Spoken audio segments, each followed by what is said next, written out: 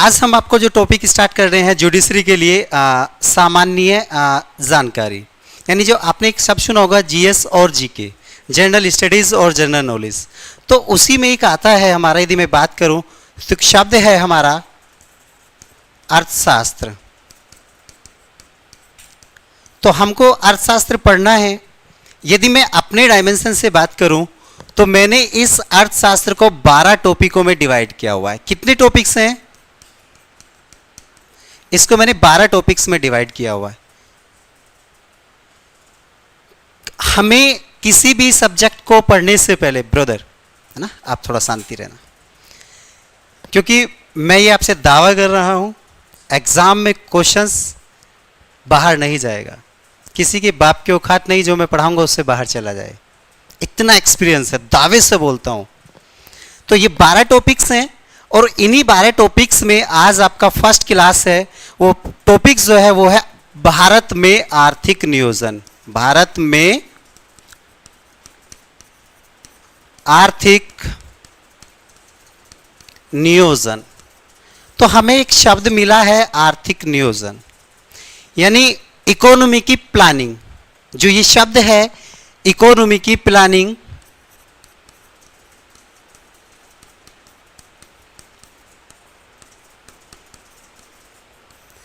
Economy की जो planning है, अब हमें इस शब्द पे बात करनी है।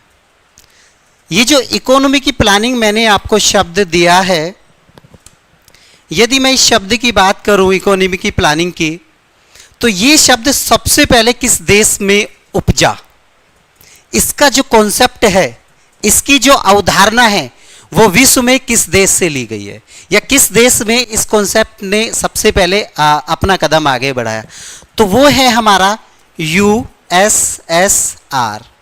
आप इसको अब रूस बोल देते हो। 1928 में सबसे पहले आर्थिक नियोजन, जो इकोनॉमी की प्लानिंग है, इसकी अवधारणा सबसे पहले रूस में उपजी। इसका जो कॉन्सेप्ट पूरे विश्व को दिया वो रूस ने दिया, और जब पूरे विश्व को रूस ने दिया तो ऑब्वियसली भारत को भी रूस ने दिया होगा। तो क्वेश्चन से एक बन गया कि भारत में आर्थिक नियोजन की अवधारणा किस देश से ली गई है? रूस ऑप्शन में नहीं मिला तो क्या करोगे? यूएसएसआर। और रूस ने आर्थिक नियोजन की अवधारणा को कब अपनाया, और उस समय रूस का जार कौन था या रूस का नेता कौन था? तो उसका नाम था हमारा स्टालिन। ये बात क्लियर हो गई? 1928। तो 1928 में रूस ने जॉर्ज स्टालिन या जोसेफ स्टालिन के नेतृत्व में आर्थिक नियोजन के कॉन्सेप्ट को अपनाया। ये बात क्लियर हो गई? आगे चलें। अब समस्या ये आती है कि सर जो आर्थिक नियोजन है, व्हाट इज आर्थिक नियोजन? आर्थिक नियोजन क्या है? इसकी हमें जरूरत क्यों है? क्या इसके बिना हमारा काम नहीं चल सकता? तो हमें आर्थिक नियोजन पता होना चाहिए। तो मैं बता रहा हूं आर्थिक नियोजन क्या है। आर्थिक नियोजन एक ऐसी अवधारणा है, आर्थिक नियोजन क्या है? एक ऐसी अवधारणा है या प्रक्रिया है।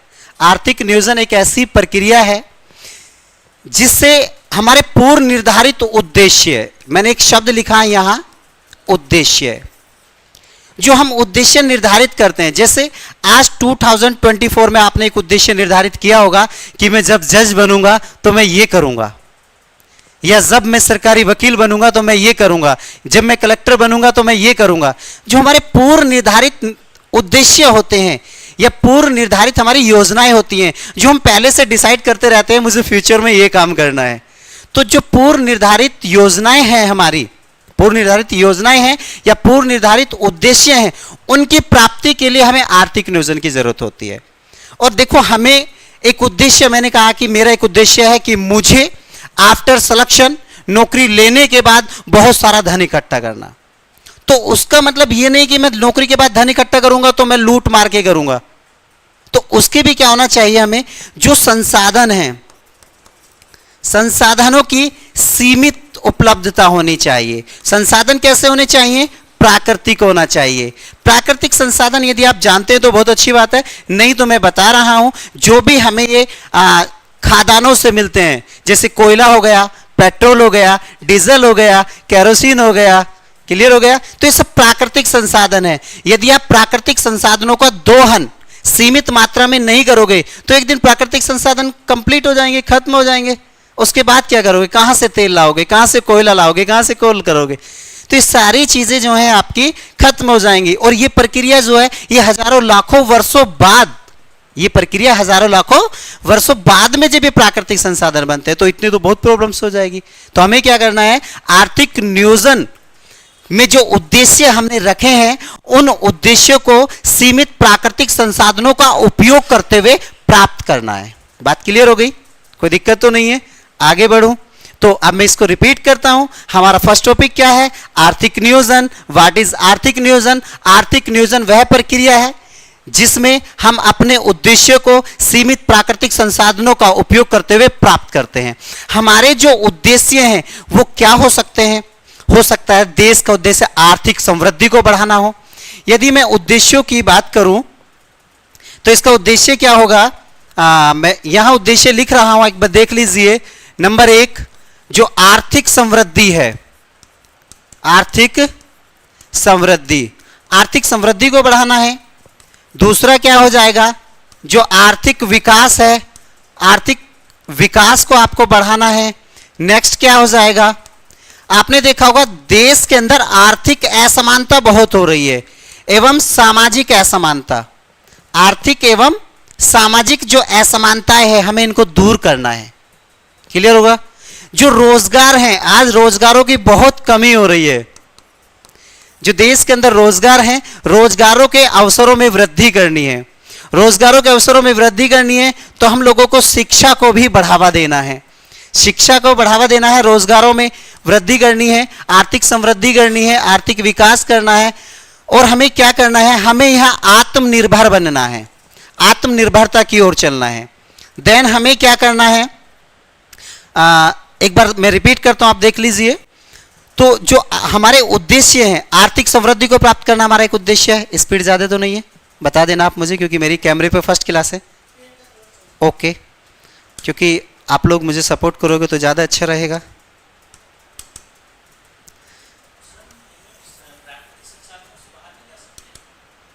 एक मिनट ब्रदर,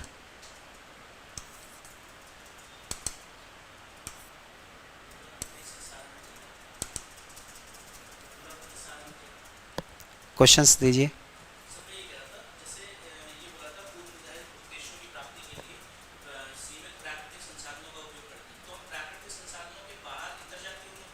हाँ बिल्कुल कर सकते हैं, प्राकृतिक संसाधनों के बाहर जाकर उद्देश्यों को प्राप्त कर सकते हैं।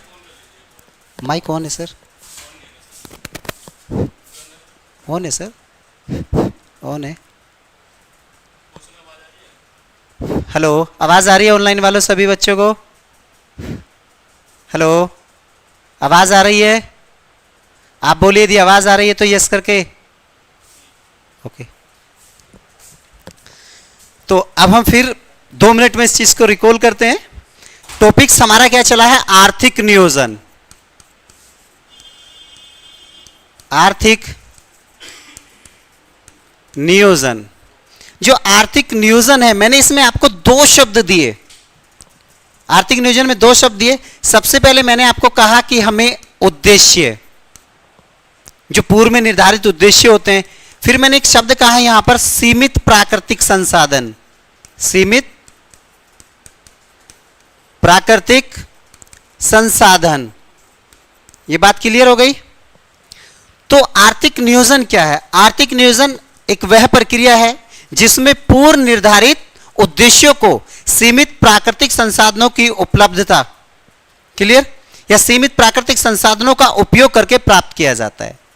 अब हम ये उद्देश्य प्राप्त क्यों करते हैं? देश की जो आर्थिक समृद्धि है उसको बढ़ाया जा सके, देश के आर्थिक विकास को बढ़ाया जा सके, देश के सामाजिक और आर्थिक जो ये असमानता है इसको दूर किया जा सके, शिक्षा को बढ़ाया जा सके और हमें आत्मनिर्भर बनाया जा सके। और एक पॉइंट है गरीबी का निवारण किया जा सके, गरीबी का निवारण किया जा सके। तो ये पॉइंट्स हैं, इन पॉइंट्सों के लिए हमें आर्थिक नियोजन की जरूरत है। और आर्थिक नियोजन का जो कॉन्सेप्ट है, इसकी जो अवधारणा है वो सबसे पहले किसने दी है? वो 1928 में इसको देने वाला कौन है? USSR। यदि आपको ऑप्शंस में यूएसएसआर नहीं मिलता है तो आपको फिर क्या टिक करना है? रूस। आपको बोलना है, ये गूंगों की क्लास नहीं है। तो मैं 1928 में इसका कॉन्सेप्ट किसने दिया? यूएसएसआर। ऑप्शन में यूएसएसआर नहीं है तो क्या करेंगे? रूस। यहां पर यदि रूस के शासक की बात करें तो उसका नाम क्या था? स्टालिन। ये बात क्लियर हो गई? आगे बढ़े तो पूरे विश्व में आर्थिक नियोजन के कॉन्सेप्ट को देने वाला देश, वहां का शासक, यदि रूस ऑप्शन में नहीं है तो आगे बढ़े। अब बात यह है कि इसका भारत में इतिहास क्या है? आर्थिक नियोजन का भारत के परिप्रेक्ष्य में इतिहास क्या है, या आर्थिक नियोजन की भारत के परिप्रेक्ष्य में पृष्ठभूमि क्या है, या आर्थिक नियोजन का भारत के परिप्रेक्ष्य में विकास कैसे कैसे हुआ? क्योंकि एग्जामिनर कभी इतिहास पूछता है, कभी पृष्ठभूमि पूछता है, कभी विकास पूछता है, होता सब चीज वही है। आगे बढ़े। यस यस, हाँ सर, ये अलग अलग है, लेकिन जुडिशरी के पॉइंट ऑफ व्यू से आपको इनमें डेप्थ में जाने की जरूरत नहीं है। नहीं, आपको जुडिशरी के पॉइंट ऑफ व्यू से डेप्थ में जाने की जरूरत नहीं है। मैं जितना दूंगा आपके लिए सफिशिएंट होगा, वरना इसमें बहुत कुछ है, आप एक बार इनको करते रहें। तो मैं इतिहास की यदि बात करूं तो 1931 की मैं बात कर रहा हूं। सबसे पहले होता क्या है? इंडियन नेशनल कांग्रेस, राष्ट्रीय कांग्रेस पार्टी। मैं बात कर रहा हूं इंडियन नेशनल कांग्रेस। 1931 में इंडियन नेशनल कांग्रेस पार्टी का वार्षिक अधिवेशन, इसका वार्षिक जो अधिवेशन है, वार्षिक अधिवेशन 1931 का कहां हुआ? कराची में। कराची कहां पड़ता है? पाकिस्तान में। और ये जो कराची अधिवेशन हुआ, इसके अध्यक्ष बनाए गए, इसके अध्यक्ष कौन बनाए गए? पटेल जी। तो ध्यान दीजिए, 1931 में इंडियन नेशनल कांग्रेस पार्टी का वार्षिक सम्मेलन कराची में होता है, जिसकी अध्यक्षता सरदार वल्लभ भाई पटेल जी करते हैं। ये बात क्लियर है? आगे बढ़ूं तो यहां पटेल जी ने पहली बार दो शब्दों का भारत में प्रयोग किया। एक सामाजिक अर्थव्यवस्था, सामाजिक अर्थव्यवस्था, और आर्थिक नियोजन।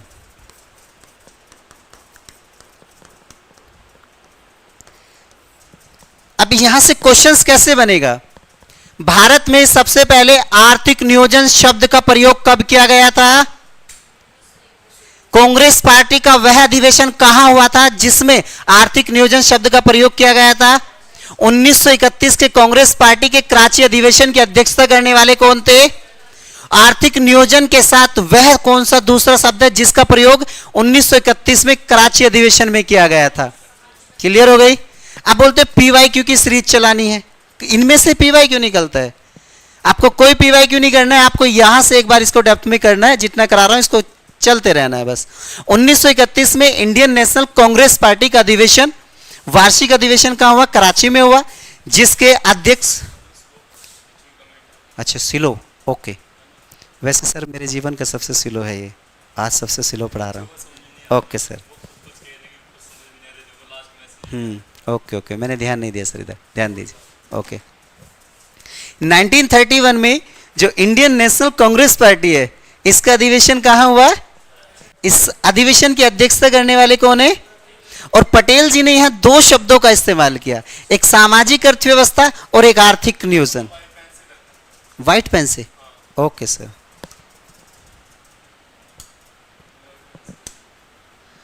क्लियर हुआ इतना? आगे चलें, आगे बढ़ सकता हूं? अब ध्यान दीजिए भैया। देन होता क्या है? 1934, 1931, इसके बाद 1934। 1934 की यदि मैं बात करूं तो एक व्यक्ति थे विश्वरवैया।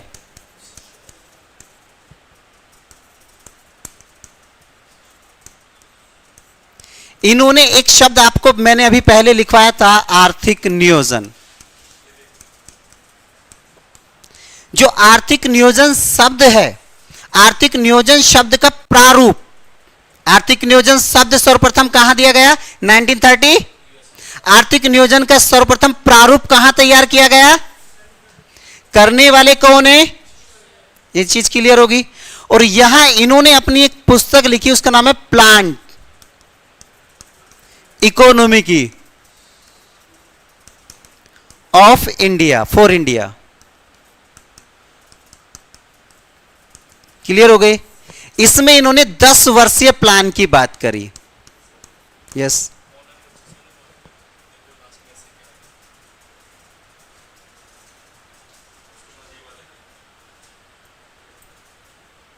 ऑनलाइन वालों बच्चों, आपको समझ में क्यों नहीं आ रहा भाई? आप अपनी समस्या बताएं, स्पीड ज्यादा है या कुछ बड़ा बड़ा लिखा जाए, कुछ बताइए भाई। अच्छा, स्पीड बहुत ज्यादा है, okay. Plant economy for India, okay sir. तो 1934 में विश्वरवैया जी ने आर्थिक नियोजन का प्रारूप तैयार किया। क्वेश्चन आएगा कि आर्थिक नियोजन का भारत में प्रारूप सर्वप्रथम किसने तैयार किया था? तो विश्वरवैया ने।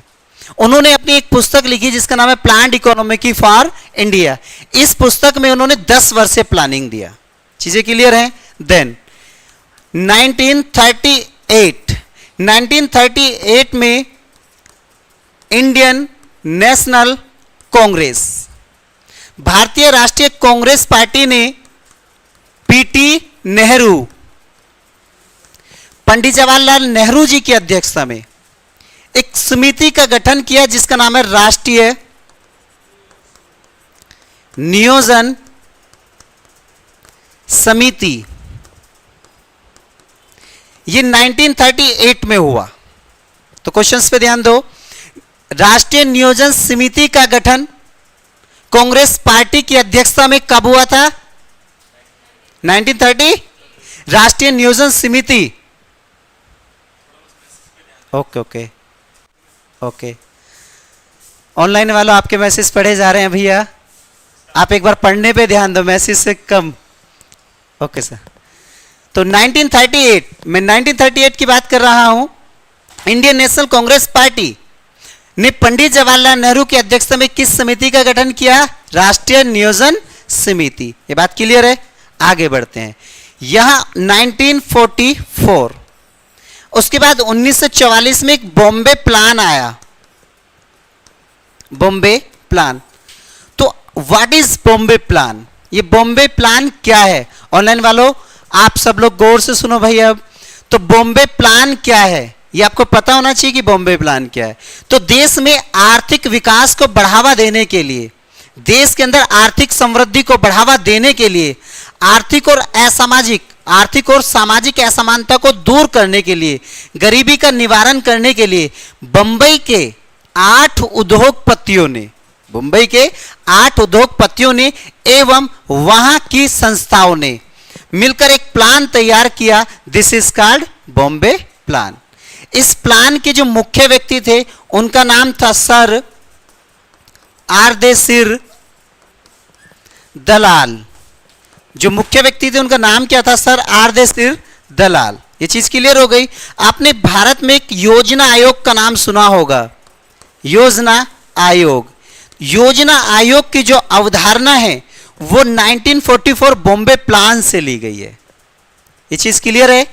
योजना आयोग की जो अवधारणा है वो बॉम्बे प्लान 1944 से ली गई है। आगे चलें तो बॉम्बे प्लान क्या था ये आपको क्लियर हुआ। इससे पहले 1938 वाला क्लियर हुआ। आगे बढ़ो। आरदेशिर दलाल बॉम्बे प्लान के मुख्य व्यक्ति।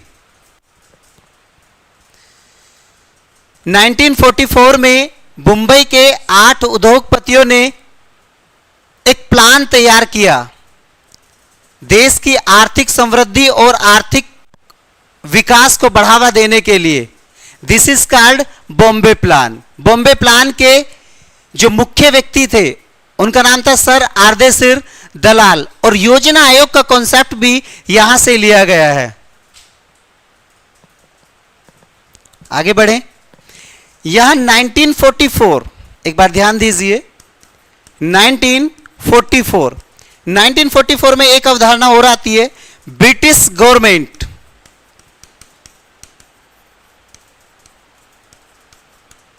मैं ब्रिटिश गवर्नमेंट की बात कर रहा हूं, तो ब्रिटिश गवर्नमेंट ने आर्थिक एवं नियोजन विभाग खोला।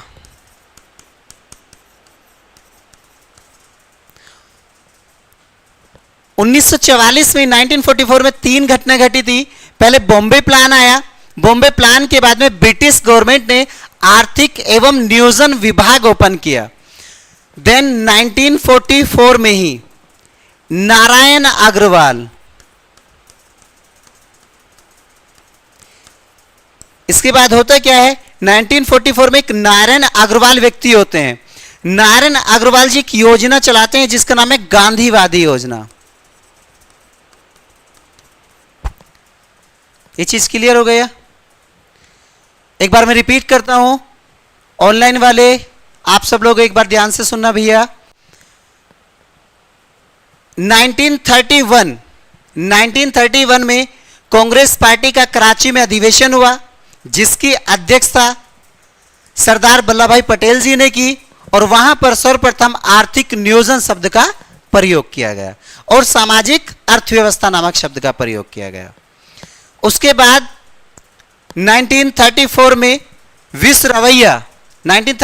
विश्वरवैया जी ने आर्थिक नियोजन का भारत में सर्वप्रथम प्रारूप तैयार किया। उसके बाद 1938 में इंडियन नेशनल कांग्रेस पार्टी ने पंडित जवाहरलाल नेहरू की अध्यक्षता में राष्ट्रीय नियोजन समिति तैयार की। क्लियर हो गया? उसके बाद 1934 एक बॉम्बे प्लान आया, जिसमें बंबई के 8 उद्योगपति और वहां की संस्थाओं ने मिलकर एक प्लान तैयार किया। This is called Bombay plan. Bombay plan के जो चीफ व्यक्ति थे, मुख्य व्यक्ति, उनका नाम था सर आर्देशिर दलाल। और बॉम्बे प्लान योजना आयोग की जो अवधारणा है वो भी बॉम्बे प्लान से ली गई है। नेक्स्ट, 1944 में ब्रिटिश गवर्नमेंट ने आर्थिकी एवं नियोजन विभाग ओपन किया। Yes, okay.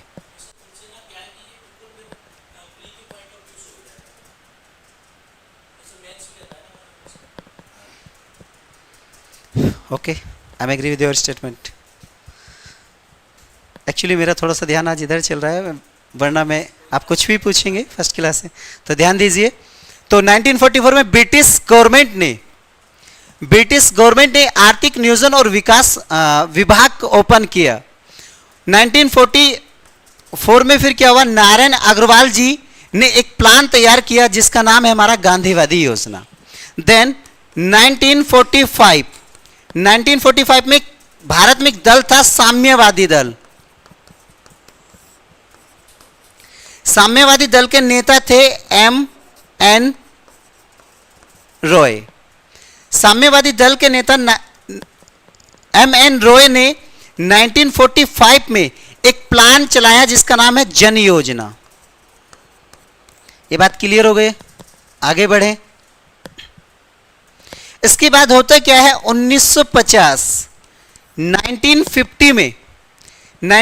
में एक जाने माने व्यक्ति जेपी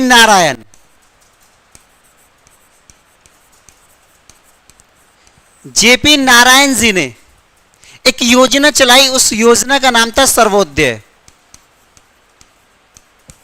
कौन सी योजना चलाई? सर्वोदय योजना चलाई।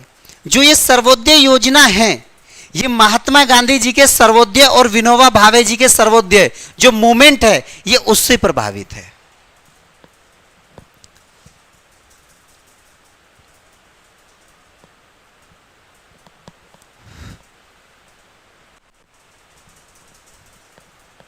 ओके, थोड़ा स्लो कर लेते हैं भाई, आप लोगों को लिखना जरूरी है। Different, okay.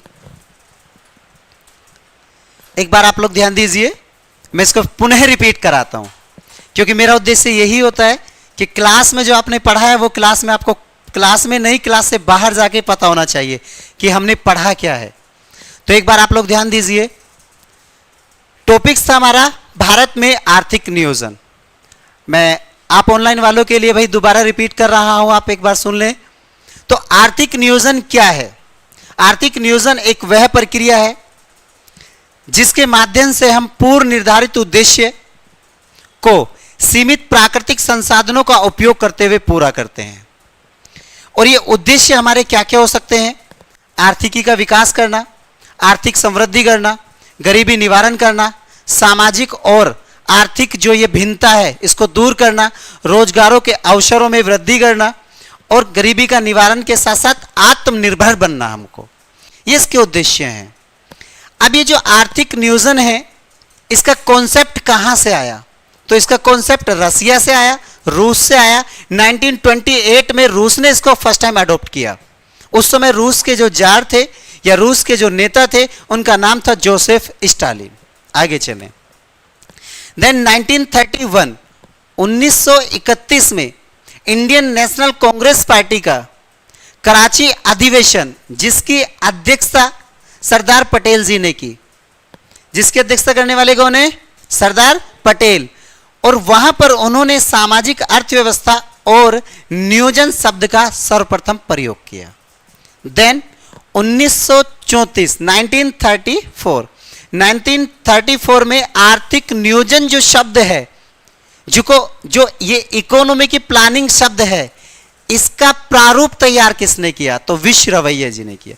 उन्होंने अपनी एक पुस्तक निकाली, प्लान्ड इकोनॉमिक फॉर इंडिया। उसमें उन्होंने 10 वर्षीय प्लान तैयार किया। उसके बाद 1938 में राष्ट्रीय कांग्रेस पार्टी ने पंडित जवाहरलाल नेहरू जी की अध्यक्षता में एक समिति का गठन किया जिसका नाम राष्ट्रीय नियोजन समिति था। उसके बाद 1944 में मुंबई के 8 उद्योगपति और वहां की संस्थाओं ने मिलकर एक प्लान बनाया जिससे देश में आर्थिक विकास और आर्थिक समृद्धि को बढ़ावा मिल सके। This is called Bombay plan. Bombay plan के जो मुख्य व्यक्ति थे उनका नाम था सर आर्देशिर दलाल, और बॉम्बे प्लान से ही योजना आयोग की अवधारणा को लिया गया है। 1944 में ब्रिटिश गवर्नमेंट ने आर्थिक नियोजन को बढ़ावा देने के लिए आर्थिक और नियोजन एक विभाग खोला, और 1944 में नारायण अग्रवाल जी ने एक योजना चलाई जिसका नाम गांधीवादी योजना था।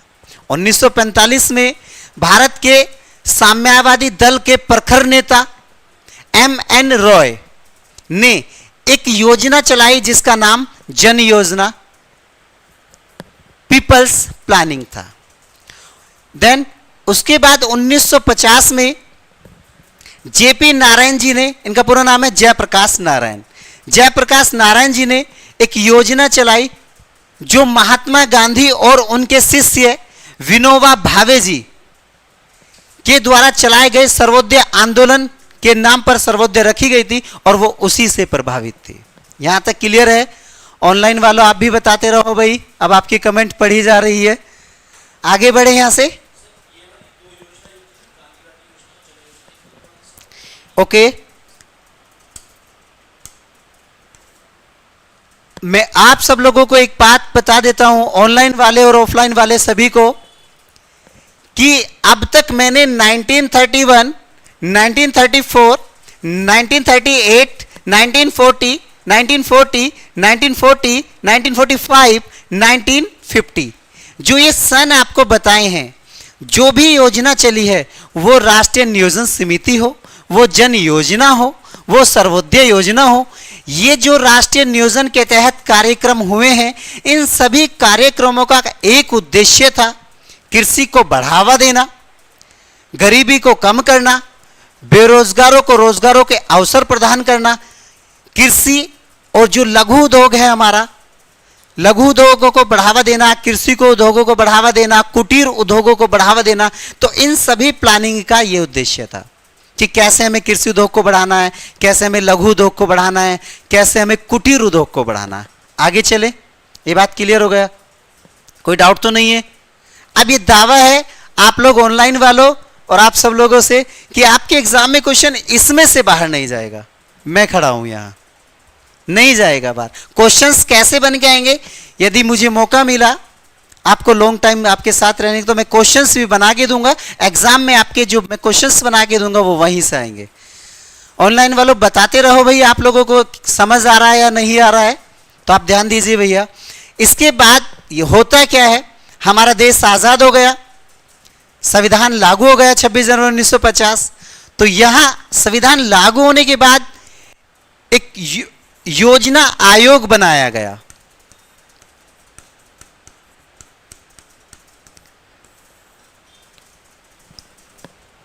मैं ऑनलाइन वालों से आग्रह करता हूं कि आप लोग कमेंट्स को कम और पढ़ने पे ज्यादा ध्यान दें। यदि आप पढ़ोगे तो समझ में आएगा, मुझे भरोसा है। योजना आयोग, इसका सबसे पहली बात यह कि गठन कब हुआ आपको पता होना चाहिए। योजना आयोग का गठन 15 मार्च 1950 को हुआ।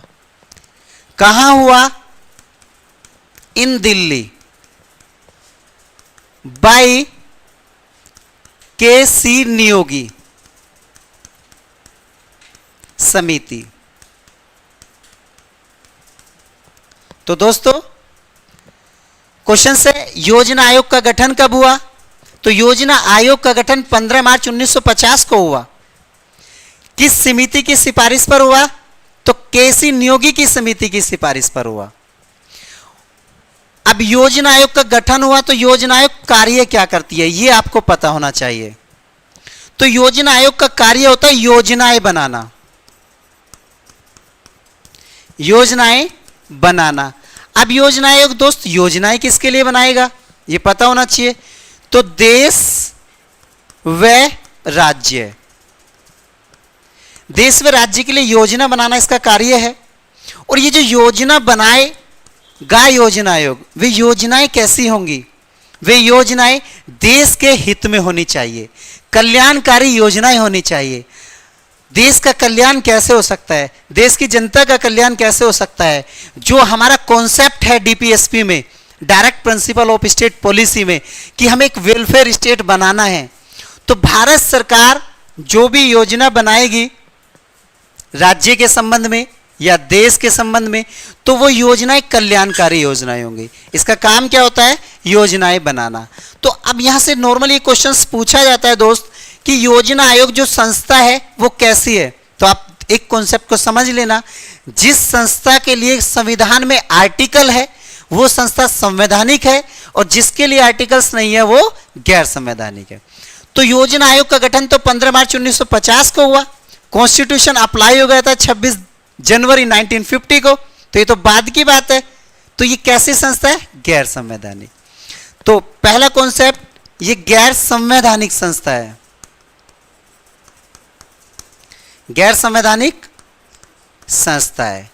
यदि ऑप्शन में ये नहीं मिलेगा योजना आयोग संस्था कैसी है गैर संवैधानिक, तो ये कैसी है? परामर्शदात्री, परामर्शदात्री। यदि ये नहीं मिलेगा तो क्या मिलेगा? सलाहकारी, सलाहकारी। योजना आयोग एक कैसी संस्था है? एक परामर्शदात्री संस्था है, या सलाहकारी संस्था है, या गैर संवैधानिक संस्था है। ये बात क्लियर हो गया। योजना आयोग का कार्य योजनाएं बनाना होता था। गठन 15 मार्च 1950 को हुआ था, के.सी. नियोगी की समिति की सिफारिश पर हुआ था। और जब योजना आयोग का गठन हुआ था तो तब आपको दो चीजें पता हो जानी चाहिए। एक तो देश का प्राइम मिनिस्टर कौन था, तो उनका नाम था पी.टी. नेहरू। और देश का राष्ट्रपति कौन था, तो राष्ट्रपति की बात करें तो डॉक्टर राजेंद्र प्रसाद। ये चीज क्लियर हो गया। एक बार आप लोग ध्यान दीजिए, योजना आयोग के समय देश का प्रधानमंत्री कौन था? योजना आयोग के समय देश का राष्ट्रपति कौन था? योजना आयोग का कार्य क्या होता है? आप बोलो भाई, बोलो। योजना आयोग का कार्य क्या होता है? योजनाएं बनाना। और योजना आयोग कैसी संस्था है? गैर संवैधानिक है, परामर्शदात्री है और सलाहकारी है। अब योजना आयोग का दोस्त कार्यकाल, ये काफी एग्जामों में पूछा गया है। मैं आपको ये जितने भी एग्जाम होते हैं लगभग 20-25 50 एग्जामों के सन वाइज बता दूंगा। उस एग्जाम में उस वर्ष ये क्वेश्चन आया, उस एग्जाम में उस वर्ष ये क्वेश्चन आया, लेकिन इनका कोई औचित्य नहीं है। आप बस ये ध्यान दो, इसका कार्यकाल कितने वर्ष का होता है? 5 वर्ष का। और योजना आयोग जो योजना बनाता है ये लागू कब होती है? 1 अप्रैल, 1 अप्रैल से 31 मार्च। ये बात क्लियर हो गया? देखो 1 अप्रैल को हम स्टार्ट करेंगे तो 31 मार्च तक 1 ईयर हो जाएगा, फिर दोबारा 1 अप्रैल 31 मार्च तक 2 ईयर, तो फिर 5वें साल में 31 मार्च तक 5 साल हो जाएगी। तो जो योजना बनाएंगे, हमारे जो उद्देश्य होंगे वो 5 ईयर में उसको कंप्लीट करने के होंगे। तो योजना आयोग का कार्यकाल 5 वर्ष का। योजना आयोग लागू कब होती है? 1 अप्रैल से 31 मार्च। ये बहुत बार क्वेश्चंस पूछा गया है। योजना आयोग लागू कब होती है? 1 अप्रैल से 31 मार्च तक। यस ब्रो, मैं आने दो, जब टॉपिक कंप्लीट होगा तो मैं दावा और इसका उल्टा वादा, क्वेश्चंस किताबों में नहीं बचेंगे। 1 अप्रैल ये लागू होती है, 31 मार्च तक चलती है, कार्यकाल 5 वर्ष का होता है। ब्रदर लिसन, ब्रदर आप ध्यान दीजिए। ये संस्था कैसी है? ये सलाहकारी संस्था है, ये गैर संवैधानिक संस्था है और ये परामर्शदात्री संस्था है। कार्य देश और राज्य के लिए योजना बनाना है। और 15 मार्च 1950 को इसका गठन हुआ, दिल्ली में हुआ, तो ऑब्वियसली इसका मुख्यालय कहां होगा? दिल्ली में ही होगा। योजना आयोग का गठन किस समिति की सिफारिश पर हुआ था? जब योजना आयोग का गठन हुआ था तो अध्यक्ष कौन, प्रधानमंत्री कौन थे? राष्ट्रपति कौन थे? ये चीज क्लियर हुआ? अब जो योजना आयोग है दोस्त, इस योजना आयोग में एक अध्यक्ष होता है, क्लियर हो गया? और इसमें एक उपाध्यक्ष होता है, एक स्पीकर होता है और एक डिप्टी स्पीकर होता है। यदि मैं योजना आयोग के अध्यक्ष की बात करूं तो एक शब्द यहां लिख देता हूं, योजना आयोग का जो सदैव अध्यक्ष होता था वो कौन था? प्रधानमंत्री जी। तो ये मुझे बताने की जरूरत नहीं है कि योजना आयोग का प्रथम अध्यक्ष कौन था, तो प्रधानमंत्री कौन थे? पीटी। तो योजना आयोग के प्रथम अध्यक्ष, और योजना आयोग समाप्त 2015 में हुआ तो अंतिम अध्यक्ष कौन थे? मोदी जी। ये चीज क्लियर होगी? योजना आयोग के प्रथम अध्यक्ष, योजना आयोग के अंतिम अध्यक्ष और योजना आयोग के प्रथम उपाध्यक्ष कौन थे? गुलजारी लाल नंदा जी। और योजना आयोग के लास्ट यानी अंतिम अध्यक्ष कौन थे? उनका नाम था आहूवालिया।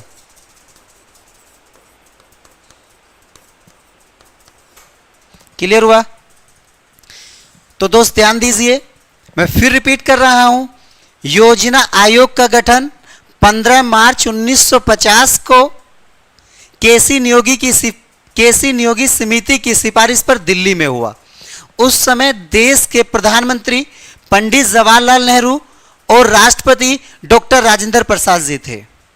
योजना आयोग का कार्य देश के लिए और राज्य के लिए कल्याणकारी योजनाओं को बनाना है। ओनली बनाना, समझना इस काम को। इसका कार्य है योजनाएं बनाना। एक तो होता बनाना, एक होता लागू करना। इसका काम लागू करना नहीं है, ओनली बनाना। देश के लिए कल्याणकारी योजनाओं का निर्माण करना। और ये संस्था कैसी है? ये गैर संवैधानिक संस्था है, ये एक परामर्शदात्री संस्था है, एक सलाहकारी संस्था है। कार्यकाल 5 वर्ष का होता है, 1 अप्रैल से लागू होती है, 31 मार्च 5 ईयर तक चलती है। सदैव अध्यक्ष कौन होता है? प्रधानमंत्री जी होते हैं। प्रथम अध्यक्ष पंडित जवाहरलाल नेहरू जी थे, अंतिम अध्यक्ष प्रधानमंत्री नरेंद्र मोदी जी थे, उपाध्यक्ष प्रथम गुलजारी लाल नंदा जी थे, और अंतिम की मैं बात करूं तो वो कौन थे? आहूवालिया जी थे। आगे बढ़े। अब जो हमारी ये योजना आयोग है दोस्त, अब ये योजना आयोग समाप्त हो गया है। योजना आयोग समाप्त हुआ 1 जनवरी 2015। योजना आयोग को 1 जनवरी 2015 को समाप्त कर दिया गया है और इसके स्थान पर एक शब्द आ गया दोस्त, नीति आयोग। ये बात क्लियर है आपके? इसके स्थान पर कौन सा शब्द आया? नीति आयोग। तो योजना आयोग के स्थान पर एक शब्द आ गया है, नीति आयोग। जो लास्ट उपाध्यक्ष थे योजना आयोग के, उनका नाम था आहूवालिया जी। तो नीति आयोग की मैं बात कर रहा हूं। जो ये नीति आयोग है इसकी घोषणा होती है 15 अगस्त 2014। 15 अगस्त 2014 इन दिल्ली।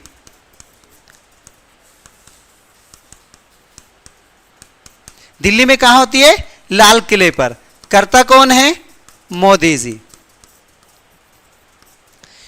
तो जो ये नीति आयोग है, नीति आयोग की घोषणा की भारत में एक नीति आयोग होगा जो योजना आयोग का स्थान लेगा। तो योजना आयोग का स्थान अब किसने लिया? नीति आयोग की घोषणा कब? 15 अगस्त 2000। करने वाला कौन? कहां पर हुई? दिल्ली में। किस जगह हुई? आगे बढ़े। अब नीति आयोग ने किसका स्थान लिया? योजना आयोग का स्थान किसने लिया? समझ गए ना? योजना आयोग का स्थान किसने लिया और नीति आयोग ने किसका स्थान लिया? आगे चले। अब यहां जो ये नीति आयोग है, अब हमें समझना है नीति आयोग ये संस्था कैसी है। अब हम कंपैरिजन करें इसको यदि योजना आयोग से तो कितना अच्छा रहेगा। जो हमने सब वहां लिखा वही यहां कंपैरिजन करेंगे। तो ये संस्था कैसी है? देखो 15 में स्थापना हो रही है। तो पहला आ गया ये गैर संवैधानिक संस्था है।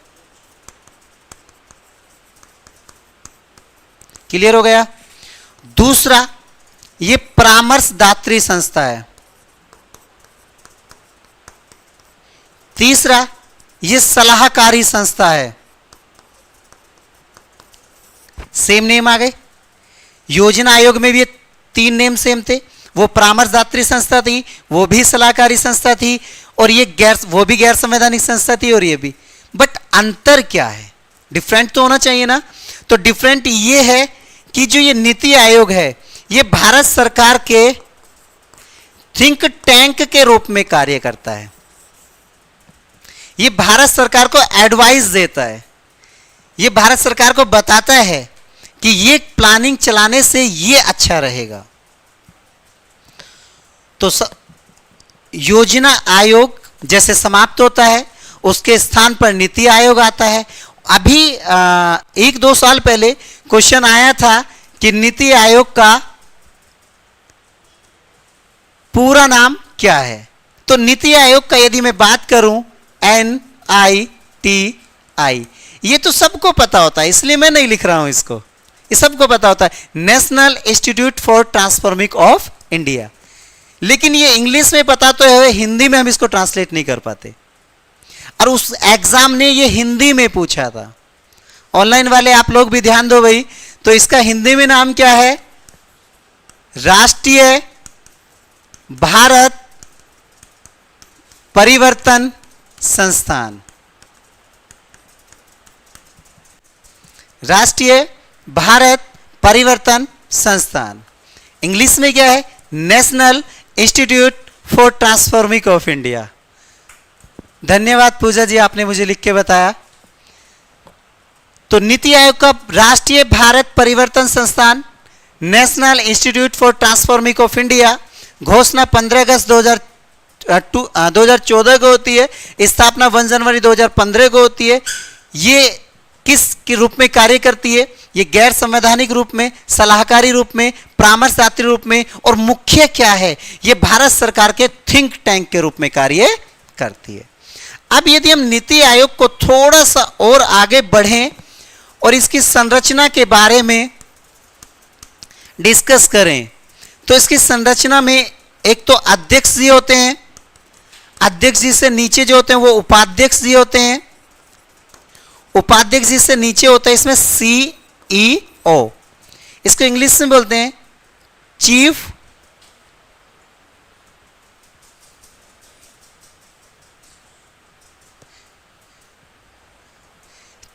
एग्जीक्यूटिव ऑफिसर्स, हिंदी में बोलते हैं मुख्य कार्यकारिणी अधिकारी। ओके, तो अब आप कंपैरिजन करो, योजना आयोग के बारे में सोचो। योजना आयोग का सदैव अध्यक्ष कौन होता है? योजना आयोग का सदैव अध्यक्ष कौन होता है? क्लियर हो गया? तो वही ये जो इसका सदैव अध्यक्ष कौन होगा? प्रधानमंत्री जी स्थापना इसकी कब हुई? 2015 में। और देखो 1 जनवरी 2015 नीति आयोग 1 जनवरी 2015, स्थापना 1 जनवरी 2015 को। और 2014 से आज तक प्रधानमंत्री कौन है? तो याद ही नहीं करना। इसके प्रथम अध्यक्ष कौन है? मोदी जी। ये चीज क्लियर हो गया। इसके वर्तमान अध्यक्ष कौन है? वर्तमान ये कौन है? ये भी मोदी जी हैं। ये बात क्लियर हो गई। आगे बढ़े। अरे ये कहां से होगा भाई? चलो आप लोग ध्यान दो भैया। योजना जो हमारा ये नीति आयोग चल रहा है, तो योजना आयोग के भी सदैव अध्यक्ष कौन होते थे? Prime minister. और नीति आयोग के भी सदैव अध्यक्ष कौन होते हैं? Prime minister. तो उसके भी प्रथम अध्यक्ष कौन थे? पंडित जवाहरलाल नेहरू। और अंतिम अध्यक्ष मोदी जी। इसके प्रथम अध्यक्ष मोदी जी और अंतिम वर्तमान में भी, अंतिम या वर्तमान कौन चल रहा है? यही चल रहा है। अब इसके उपाध्यक्ष की यदि हम बात करें तो उपाध्यक्ष इसके आज तक 3 बने हैं। तो जो नीति आयोग है इसके प्रथम उपाध्यक्ष कौन थे? उनका नाम था अरविंद पोनगड़िया। अरविंद पोनगड़िया। आप लोग लिखो भाई, अरविंद पोनगड़िया। तो नीति आयोग के प्रथम उपाध्यक्ष कौन थे? अरविंद पोनगड़िया जी। और सेकंड नंबर के इसके उपाध्यक्ष कौन थे? तो राजीव कुमार जी। और वर्तमान में इसका उपाध्यक्ष कौन चल रहा है? तो सुबन बेरी जी। सुबन बेरी। ये क्वेश्चन यदि आपसे कोई पूछता है कि नीति आयोग का वर्तमान उपाध्यक्ष कौन है, तो नीति आयोग के वर्तमान उपाध्यक्ष सुबन बेरी जी। सुबन बेरी जी ने किसका स्थान लिया? राजीव कुमार जी ने किसका स्थान लिया? अरविंद पोनगड़िया के बाद नीति आयोग के अध्यक्ष कौन बने? इसके बाद कौन बने? ये चीज क्लियर हो गया। आगे बढ़े। अब हम बात करते हैं सीईओ, चीफ एग्जीक्यूटिव ऑफिसर, अर्थात मुख्य कार्यकारिणी अधिकारी। जो नीति आयोग के मुख्य कार्यकारिणी अधिकारी हैं, सीईओ नीति आयोग के प्रथम कौन थे? सिंधु श्री खुल्लर। श्री खुल्लर। ये क्वेश्चंस बहुत एग्जामों को टच किया है, बहुत एग्जामों ने पूछा है इसको कि नीति आयोग के प्रथम सीईओ कौन थे? तो सिंधु श्री खुल्लर। और सेकंड की यदि मैं बात करूं तो वो कौन थे? अमिताभ कांत। और यदि हम वर्तमान की बात करें तो सुब्रमण्यम।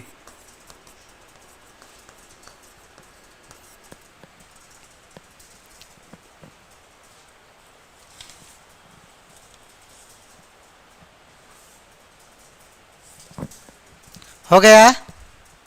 आगे बढ़े। ऑनलाइन वालों आप सबने लिख लिया भाई? सुमन बेरी, बिल्कुल सही बोला आपने। सबका 5 साल रहता। आप लोग ध्यान दो भैया। आगे बढ़ूं। एक बार फिर मैं रिपीट करता हूं, क्योंकि रिपीट करना मेरी आदत है। मैं क्लास में चाहता हूं कि 80 नहीं 90 प्लस याद हो जाए। एक बार आपको बस रिवाइज करना है, और उसके बाद जब भी आपका एग्जाम होगा, एग्जाम से पहले जो मैं सब्जेक्ट पढ़ाऊंगा, फॉर एग्जांपल इकोनॉमी की, तो 1 घंटे की क्लास इकोनॉमी की पूरी आपको यहीं बैठ के रिवाइज करा दूंगा। मैं खड़ा रहूंगा या बैठा रहूंगा, बोलता रहूंगा, तुम सुनते रहना सब लोग। तो फर्स्ट ऑफ ऑल टॉपिक्स हमारा है आर्थिक नियोजन। आर्थिक नियोजन की अवधारणा रूस से ली गई है या यूएसएसआर से ली गई है। 1928 में उसने पहली बार अपनाया। आर्थिक नियोजन जब रूस में अपनाया गया तो वहां के शासक कौन थे? तो जोसेफ स्टालिन। आर्थिक नियोजन ये क्या है? आर्थिक नियोजन क्या है हमें पता होना चाहिए। तो आर्थिक नियोजन एक ऐसी प्रक्रिया है जिसके माध्यम से हम अपने पूर्व उद्देश्य की प्राप्ति के लिए सीमित संसाधनों का उपयोग करते हैं। अब ये जो उद्देश्य हैं ये क्या क्या हो सकते हैं? आर्थिक समृद्धि, आर्थिक विकास, सामाजिक और आर्थिक जो भिन्नता है इसको दूर करना, शिक्षा को बढ़ावा देना, गरीबी का निवारण करना, और आधारभूत अवसंरचना, इंफ्रास्ट्रक्चर्स, जो आधारभूत अवसंरचना है इनको प्राप्त करना है। आगे बढ़े। उसके बाद 1931 में भारतीय राष्ट्रीय कांग्रेस पार्टी के नेतृत्व में कांग्रेस पार्टी का वार्षिक अधिवेशन कराची में होता है, जिसके अध्यक्ष सरदार पटेल जी बनाए जाते हैं, और वहां पर सर्वप्रथम सामाजिक अर्थव्यवस्था और आर्थिक नियोजन शब्द का प्रयोग होता है। उसके बाद आर्थिक नियोजन जो शब्द है, आर्थिक नियोजन का प्रारूप 1934 में विश्व रवैया जी तैयार करते हैं। वो इसका प्रारूप एक पुस्तक के माध्यम से देते हैं। उस पुस्तक का नाम है प्लान्ड इकोनॉमी फॉर इंडिया। उसमें उन्होंने 10 वर्षीय प्लान तैयार किया। उसके बाद 1938 में भारतीय राष्ट्रीय कांग्रेस पार्टी पंडित जवाहरलाल नेहरू जी की अध्यक्षता में राष्ट्रीय नियोजन समिति का गठन करती है। उसके बाद 1944 में बंबई के 8 उद्योगपति कुछ संस्थाओं के साथ मिलकर एक प्लान तैयार करते हैं, जिसको बॉम्बे प्लान कहा जाता है, जिसके मुख्य व्यक्ति सर आरदेशिर दलाल, और यहां से हमने योजना आयोग की अवधारणा को लिया है। 1944 में ही नारायण अग्रवाल जी गांधीवादी योजना का प्रारूप तैयार करते हैं, और 1944 में ही दोस्त ब्रिटिश गवर्नमेंट आर्थिक और नियोजन विभाग की स्थापना करती है। 1945 में 1945 में साम्यवादी दल के प्रखर नेता M.N. रॉय एक योजना को चलाते हैं, जिसका नाम है जन योजना, पीपल्स प्लानिंग। 1950 में जयप्रकाश नारायण जी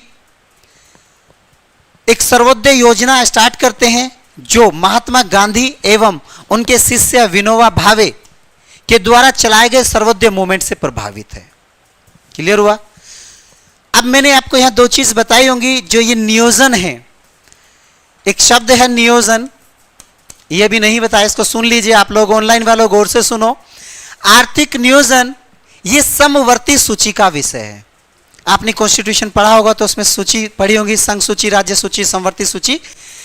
कॉन्स्टिट्यूशन की जो शेड्यूल्स है उस 7 में इसका वर्णन किया गया है। वैसे उसमें 5 सूची हैं, लेकिन मुझे भरोसा आप लोगों को 3 का ही ज्ञान होगा। सूची 5 होती है, संघ सूची, राज्य सूची, समवर्ती सूची, अवशिष्ट और निर्दिष्ट। जो समवर्ती सूची है, समवर्ती आर्थिक नियोजन, ये समवर्ती सूची का विषय है। तो इसके लिए कानून बनाने का अधिकार किसको है? तो दोस्त आपको पता होना चाहिए कि आर्थिक नियोजन जो शब्द है, इसके लिए कानून बनाने का अधिकार देश की संसद और प्रत्येक राज्यों की विधानमंडलों को है। अब समस्या यह है, यदि देश की संसद और राज्यों की विधानमंडल कानून बना रही हैं और आपस में कुछ वाद विवाद हो जाता है, तो किसको प्राथमिकता दी जाएगी? तो यहां प्राथमिकता संसद को दी जाएगी। क्लियर हो गया? और जो आर्थिक नियोजन है, इसके बाद आगे बढ़ते हैं। योजना आयोग की स्थापना 15 मार्च 1950 को ही। योजना आयोग का कार्यकाल 5 वर्ष का होता है। योजना आयोग एक गैर संवैधानिक संस्था है, सलाहकारी संस्था है, परामर्शदात्री संस्था है। योजना का कार्यकाल 5 वर्ष का 1 अप्रैल से लेकर 31 मार्च तक ये लागू होती है। सदैव अध्यक्ष प्रधानमंत्री होता है। प्रथम अध्यक्ष कौन थे? पंडित जवाहरलाल नेहरू जी थे, और पंडित जवाहरलाल नेहरू जी के समय योजना आयोग का गठन हुआ था।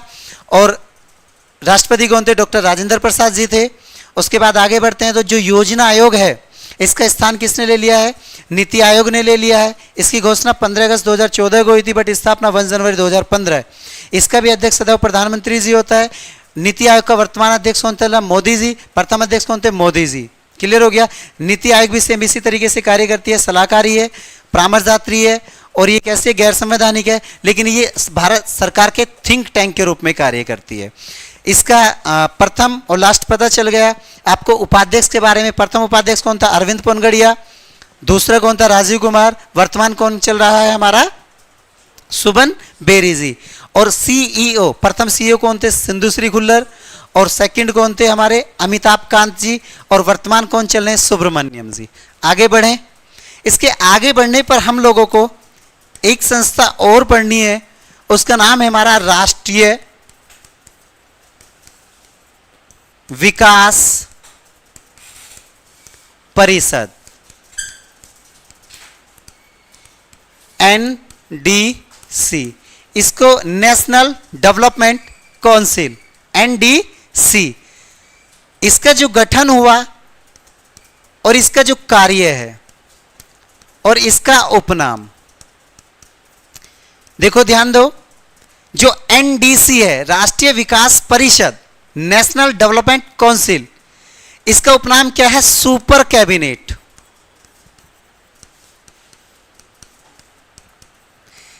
अब इसको कहने वाला कौन है ये पता होना चाहिए। ये किसके द्वारा कहा गया? सी संथानन। क्लियर हुआ? इसका जो कार्य है, जो योजनाएं हैं, योजनाओं को अंतिम प्रारूप देना।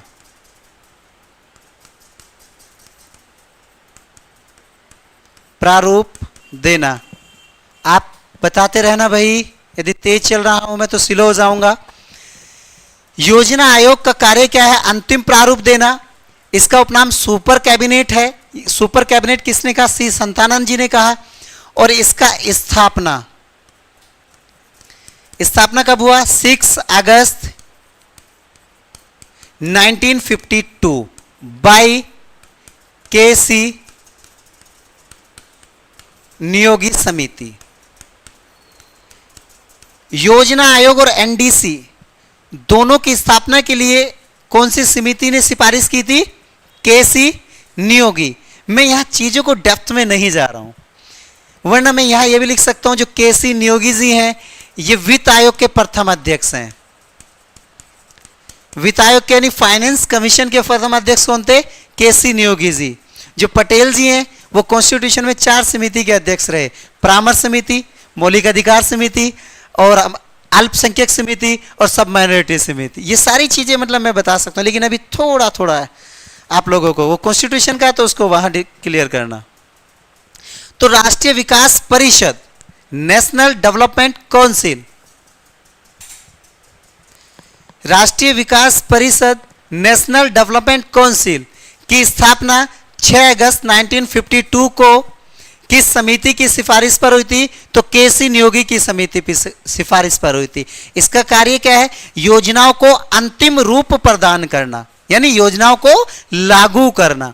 योजना बनाने का काम किसका है? योजना आयोग का। आप बोलो भाई, योजना बनाने का काम किसका है?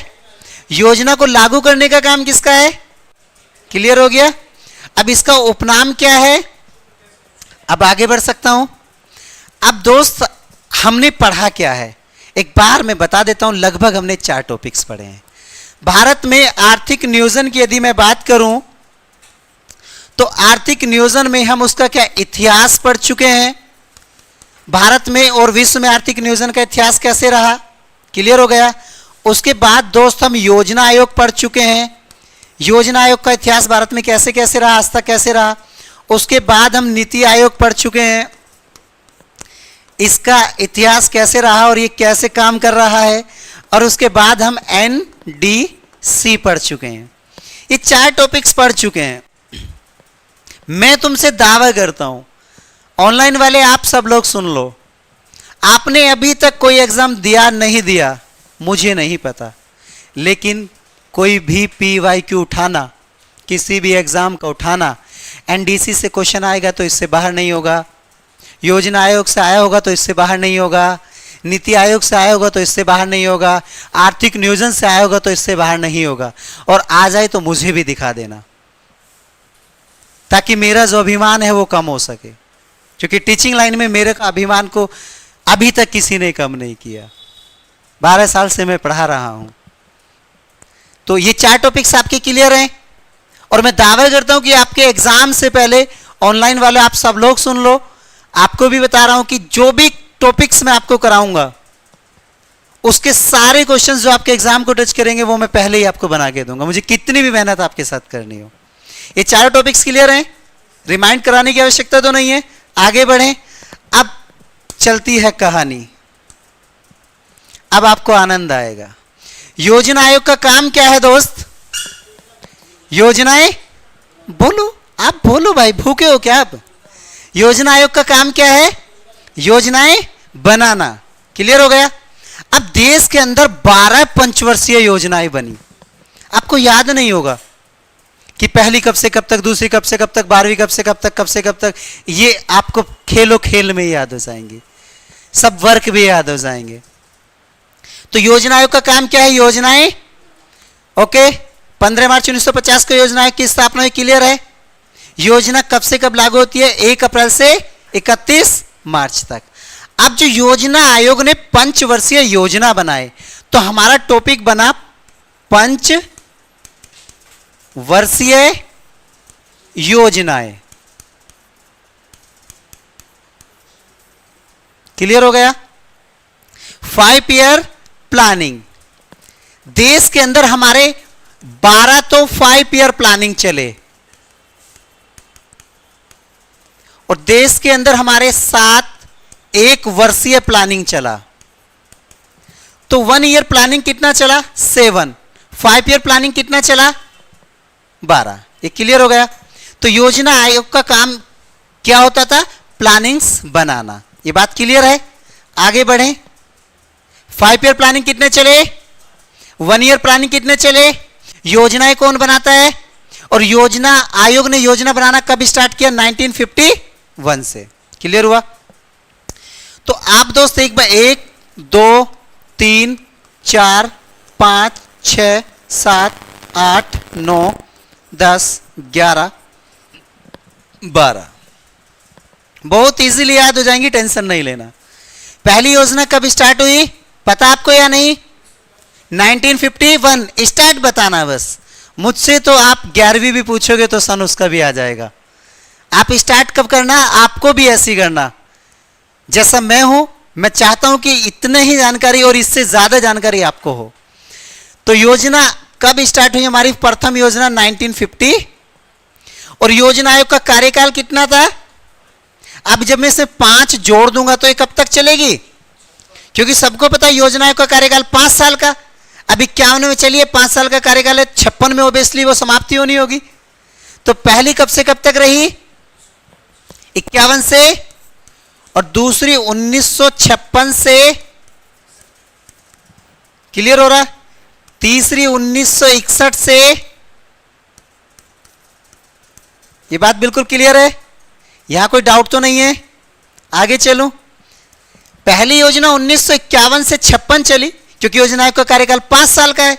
51 में 5 जोड़ दिए 56, फिर 56 में चला दी, 5 जोड़ दिए तो 61, फिर 61 में चला दी, 5 जोड़ दिए 66। क्लियर है? लेकिन ये खेल हमेशा नहीं चलता, समस्याएं आ गई। यहां 3 वर्ष का गैपिंग आ गया, 3 वर्ष खाली गैपिंग रहा। अभी मत पूछना लेकिन क्यों रहा, बताऊंगा। 3 वर्ष जब गैपिंग रहा तो 67 68 69। तो फिर नेक्स्ट योजना कब चली? 1969 से 5 जोड़ूंगा तो 1970। क्लियर हो गया? अच्छा, लेकिन हमने ऐसा सुना है कि जो व्यक्ति जैसा होता है वो वैसा दिखता नहीं है। ऐसे यहां है, योजना आयोग का कार्यकाल 5 साल, सभी योजनाएं 5 साल चली, लेकिन 5 दिखने में 5 लगता है, लेकिन 5 होता नहीं है। क्यों? क्योंकि 5वीं योजना 1974 से चली और 1978 में कंप्लीट हो गई, 4 वर्ष रही। ये एक बार एग्जाम ने पूछा, निम्नलिखित में से वह कौन सा 5 ईयर प्लानिंग है जो अपने कार्यकाल को पूरा नहीं कर सका? तो 5वां है। आगे बढ़े तो ध्यान दो। फर्स्ट योजना 1951 से 1950। आप प्लीज मेरे साथ बोलो, फर्स्ट ऑनलाइन वाले आप भी बोलो भाई।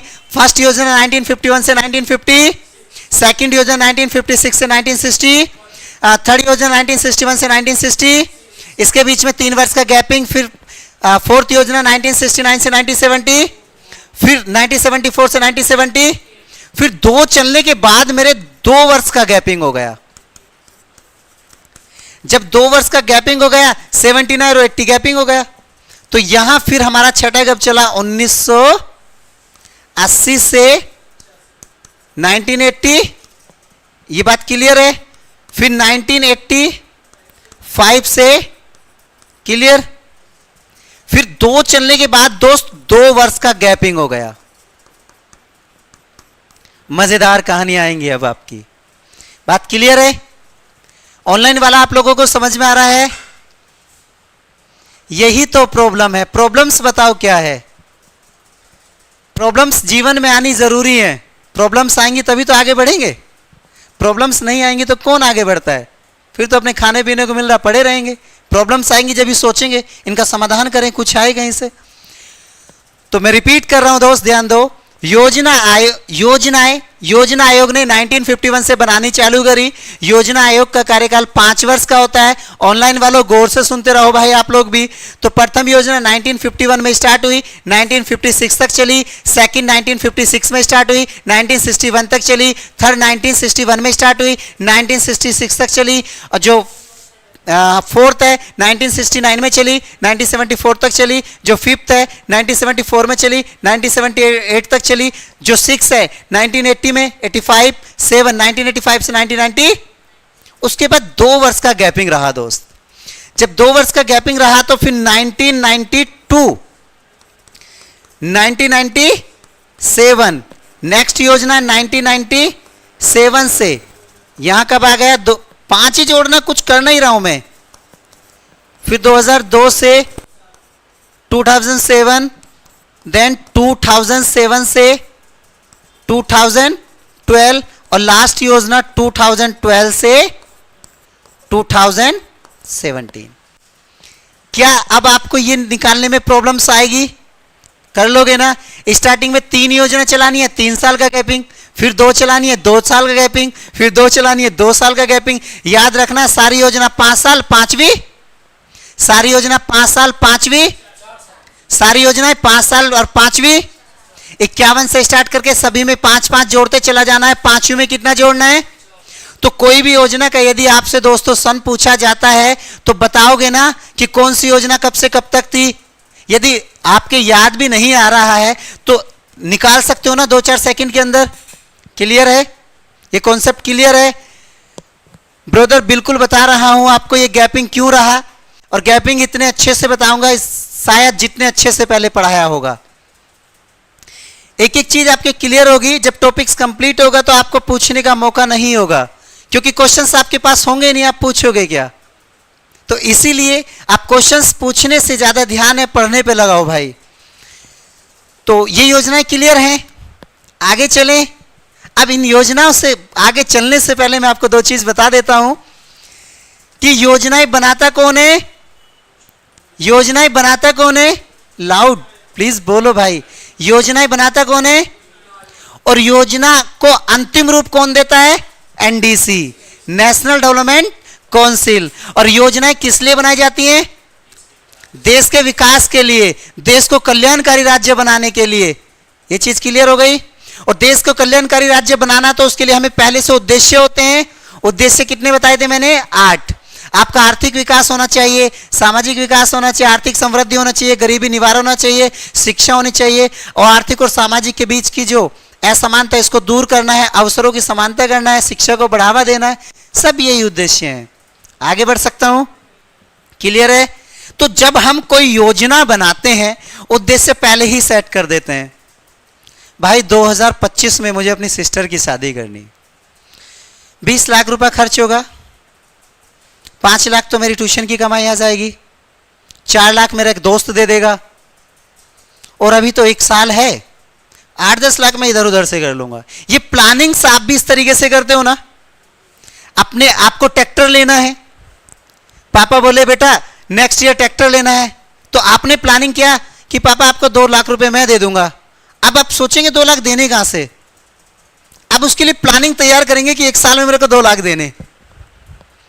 तो कोई भी जो फर्स्ट 5 ईयर प्लानिंग है या सेकंड 5 ईयर प्लानिंग है या थर्ड 5 ईयर प्लानिंग है, ये जितना भी प्लानिंग बना इसका 1951 से 1956, तो 1951 से लेकर 1956 तक हमें क्या करना था ये सब कुछ 1951 में तय कर लिया गया था। पूर्व निर्धारित उद्देश्य की प्राप्ति के लिए सीमित संसाधनों का उपयोग। डेफिनेशन देखो, पूर्व निर्धारित उद्देश्यों की प्राप्ति के लिए सीमित प्राकृतिक संसाधनों का उपयोग। क्लियर हो गया? आगे बढ़ूं? ऑनलाइन वालों समझ में आ रहा है? समझ में आ रहा है तो भाई आप लोग यस करके बोलते रहो। तो ये चीजें क्लियर हैं। योजना आयोग प्लानिंग बना रहा है। अब हम योजना के कार्यों को करने से पहले, एक ऑनलाइन वालों का क्वेश्चन चल रहा है और आपके भी मन में चल रहा होगा कि सर हमने योजनाएं तो बनाई, आप भी योजनाएं बनाते हैं, मैं भी बनाता हूं कि सर हम 2025 में अपनी बहन की शादी करेंगे, धूमधाम से थार देंगे। पता चलता है बहन की शादी 25 में नहीं हो पाती है, 27 में करते हैं, योजना बिगड़ जाती है। बीच में कोई इंसिडेंट ऐसे हो जाते हैं, कोई बीमार हो जाता है, कोई निकल चलता है, कुछ घटनाएं ऐसी हो जाती हैं कि मनी कहां लगानी थी और कहां लग जाती है। तो वही कुछ कुछ खेल मेरे भाइयों यहां हुआ। तो यही आपको पढ़ाई कभी प्रेशर से नहीं करनी, पढ़ाई को एंजॉय लेके करो, चीजों को समझ के चलो, रट के मत चलो। तो ध्यान दो, आपकी जो 3 वर्ष ये रहा, 3 वर्ष गैपिंग होने के पीछे कारण क्या था, इन कारणों को डेप्थ में बताएंगे जाके, क्योंकि ये कारण आपके इतिहास से भी जुड़ते हैं और ये कारण आपके IR इंटरनेशनल रिलेशन से भी जुड़ते हैं और ये कारण आपके बहुत सारे सब्जेक्टों से जुड़ते हैं। तो मैं प्रयास करूंगा कि आप लोगों को मतलब यहाँ थोड़ा डेप्थ में जाके बताया जाए। तो यहाँ जो 3 वर्ष का ये गैपिंग रहा भाई, इन 3 वर्ष के मैं गैपिंग के लिए बात कर रहा हूं, आप लोग समझो भैया। ये 3 वर्ष जो गैपिंग रहा, ये गैपिंग का वर्ष आपको पता होना चाहिए 1966 से 1969। ये 3 वर्ष गैपिंग रहने के 3 कारण हैं मेरे भैया, 3 कारण। अब कोई तुमसे पूछे भैया तुम दिल्ली क्यों गए हो, नुको भैया मेरे 3 कारण हैं। अबे भाई एक कारण बता दे। कोई पूछे नुको 3 कारण है, भाई एक कारण बता जो मुख्य कारण है, ऐसे भी तो होता है ना। तो वैसे ही 3 कारण है और एग्जामिनर ने तीनों दे दिए, तो हम क्या करेंगे, फिर एक कारण वो भी पता होना चाहिए जो एग्जामिनर सही करे। अब वो कैसे पता होगा, वो मैं बताऊंगा, क्योंकि बहुत सारे एग्जामों की प्रैक्टिस है, छोटे से छोटा और भारत का बड़े से बड़ा, लेकर कांस्टेबल से लेकर यूपीएससी तक के जितने भी एग्जाम होते हैं, सभी एग्जामों को पढ़ने और पढ़ाने का मुझे मौका मिलता रहा है, मैं पढ़ाता रहा हूं। तो कहां कौन सा क्वेश्चन आ रहा है और कौन सी एसएससी हो, जुडिशरी हो, यूपीएससी हो, कोई सी भी एससी हो, वो कौन से क्वेश्चंस को सही करती है, तो हम बताते चलूंगा, ठीक है। तो यहां 3 कारण रहे हैं। पहला कारण था 1962 में भारत पर चाइना ने आक्रमण कर दिया, चाइना अटैक। दोस्त ये बात क्लियर हो गई, भारत पर चाइना ने आक्रमण करा 1962 में। दूसरा बड़ा कारण बना 1965, भारत पर पाकिस्तान ने अटैक कर दिया। ये चीज क्लियर हो गई, मुझे उसने मारा, मुझे उसने मारा, फिर पता चला खुदा ने भी मारा। तो तीसरा क्या हुआ, खुदा ने भी मार दिया। ये बात क्लियर हो गई, खुदा ने मारा कि खुदा ने बारिश नहीं की। गॉड को पता नहीं ऐसा क्या हुआ, इस पीरियड्स में गॉड ने बारिश नहीं की, सूखा पड़ गया, अकाल पड़ गया, फसलें नष्ट हो गई, किसानों के पास कुछ नहीं था। जब किसानों के पास कुछ नहीं था तो सरकार के पास टैक्स कहां से जाएगा, सरकार के पास पैसा नहीं बचा, पैसा नहीं बचा, योजना कहीं की बनाएंगे। आपके जेब में, बहन जी आप एक बात बताओ, यदि आपकी जेब में 100 रुपए हो या 1000 रुपए हो या 500 रुपए हो, तो आप योजना बनाएंगे, अरे आज 500 रुपए, आज कहां चलते हैं, आज डोमिनोज नहीं जाएंगे, आज कहीं और जाएंगे। और जब जेब में पैसा नहीं होता तो तब योजना नहीं बनती है, पैसा जब होता है योजनाएं तभी बनती हैं। जब जितना अच्छा पैसा होता चले जाएगा, अब डीकैथोलिन से नहीं लेंगे, या अब पीटर इंग्लैंड से नहीं लेंगे, अब कोब से नहीं लेंगे। जैसे पैसा बढ़ता चला जाता है, वैसे आप लोगों की जो परचेजिंग की पावर है वो बढ़ती चली जाती है। तो यह 3 मेजर कारण रहे हैं। 3 साल का गैपिंग ऑनलाइन वालों प्लीज भैया आप ध्यान से सुनो। 1966 में सूखा पड़ा, आप वो हो सकता है आप सही बोल रहे हो भैया, यदि आपको अपनी चलानी है तो आप अपने अनुसार अपने एग्जाम को टिक करो, फिर क्या होगा वो तुम्हें ही पता होगा, उसकी जिम्मेदारी मेरी नहीं होगी। लेकिन मेरा ये कि 1965 में सूखा पड़ा, और वो कोई एग्जिट सन 1965 नहीं है, वो 1960 से लेकर 1965 तक इस पीरियड में सूखा पड़ रहा था। क्लियर भैया जी, आप पढ़ो, किताबें पढ़ो अच्छे से, छोटी नहीं ओठंती किताबें पढ़ो, एनसीईआरटी पढ़ो, अच्छे अच्छे ऑथर की बुक पढ़ो। नहीं याद है तो मैं बता दूंगा 20-50 ऑथर्स के नाम आपको। तो फर्स्ट टाइम जो गैपिंग हुआ 3 साल का, तो 3 वर्ष का जो गैपिंग हुआ 1966 से लेकर 1969, इसके कितने फैक्टर्स हैं? पहला फैक्टर हमें किसने मारा, दूसरा फैक्टर हमें किसने मारा, और तीसरा फैक्टर हमें किसने मारा, तूने मारा, तूने मारा, फिर खुदा ने भी मारा। तो पहला चाइना ने आक्रमण कर दिया तो भारत, एक तो इसी समय भारत पर सूखा पड़ रहा है, पैसे की ओबेसली कमी आ रही है। और आप खुद बताओ भाई, हमारे घर में पैसा हो या ना हो, यदि कोई अटैक हमारे घर में करने आ जाए, क्या हम ये सोचेंगे कि भाई हम जेल जाएंगे, हो जाएगा, ठाके जो भी करना है कर ही देंगे? ये बात सही है ना? तो हमने वही किया, चाइना के साथ अटैक्स हुआ, भारत का जो पैसा था वो वेपन्स लेने चला गया। अभी हम आजाद हुए थे, 65 करोड़ पाकिस्तान को भी दिया था 10 साल पहले ही। उसके बाद जो हमने पैसा रिकवर किया, उसकी हमने प्लानिंग्स बनाई, कुछ पैसा था वेपन्स लेने चला गया। चाइना की कूटनीति का दोबारा से, चाइना ने कूटनीति के माध्यम से पाकिस्तान को उकसाया, फिर पाकिस्तान ने 65 पर आक्रमण कर दिया। चाइना का भी हम दंश नहीं झेल पा रहे थे, चाइना से पूर्ण रूप से हम उभरे नहीं थे, पाकिस्तान ने मार दिया, फिर पाकिस्तान आक्रमण करता है, इस आक्रमण को अभी हम झेल नहीं पा रहे थे, इससे पहले ही हमको एक सूखा भयंकर पड़ रहा है।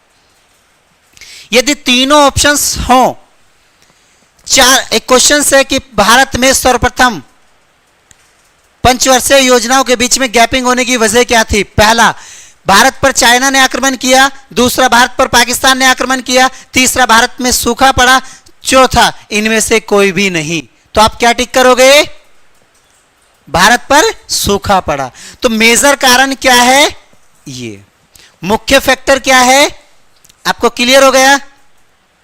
अब देखो, यहां में चाइना का आक्रमण भारत पर हुआ, अब इसका क्या प्रभाव पड़ा, वो डेप्थ वाली बात चली जाएगी। आप कहो तो मैं बता सकता हूं, चाइना ने आक्रमण किया और उससे भारत की नीतियां कैसे प्रभावित हुई, और जो भारत की फॉरेन डिप्लोमेसी है, विदेश नीति, उससे क्या प्रभाव हुआ। तो लेकिन वो आपके जुडिशरी के पॉइंट ऑफ व्यू से वैल्यू नहीं रखता। तो मैं चाहता हूं कि मैं आपको उतना दूं जितना आप बचा सको और जितना आपके एग्जाम की औकात हो, उससे बाहर आपको ना दूं, क्योंकि पढ़ाने और पढ़ने के लिए बहुत कुछ है। समस्या यही है, बच्चे पढ़ते बहुत कुछ हैं, टीचर पढ़ाते कुछ हैं, आता कुछ है, और मैं जो पढ़ाता हूं वही बच्चे पढ़ते हैं और वही आता है। मैं बात ऑथेंटिक करता हूं, बिल्कुल फेक वाली कोई बात यहां नहीं होगी। जो होंगे वो डेटा आपकी सामान्य बुकों में सब में गिवन होंगे। तो भारत पर प्रथम बार 1962 में चाइना ने आक्रमण किया। ऑनलाइन वाले प्लीज आप बताते चलना, आप फिर पलट रहे हो भाइयों, कोई नहीं, आप सही हैं, अब आप दोबारा लिख रहे हो 65-66। तो ध्यान दो, फर्स्ट टाइम चाइना ने आक्रमण करा, सेकंड टाइम पाकिस्तान ने आक्रमण करा, थर्ड टाइम सूखा पड़ा। ये बात बिल्कुल क्लियर हो गई। तो पहली बार गैपिंग क्यों हुआ ये पता चल गया दोस्तों, समस्या तो नहीं है।